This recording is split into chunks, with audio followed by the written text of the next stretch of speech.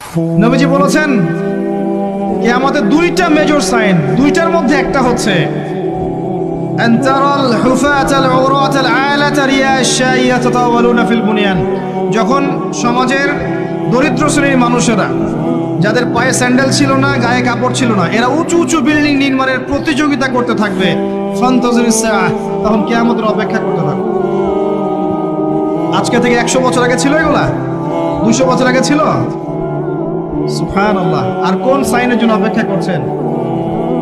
তিনি বলেছেন শেষ জামানায় women will dressed but still they will be naked।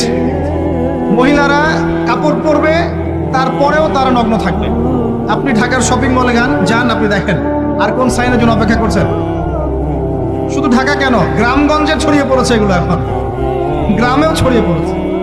গ্রামে আরো বেশি দেখা গেছে, মাশাআল্লাহ। গ্রামে গিয়ে আমরা হতভাগ, সুবহানাল্লাহ। গ্রামের মেয়েগুলা, গ্রামের মেয়ে ঢাকা শহরের মেয়েকে পার করে ফেলেছে।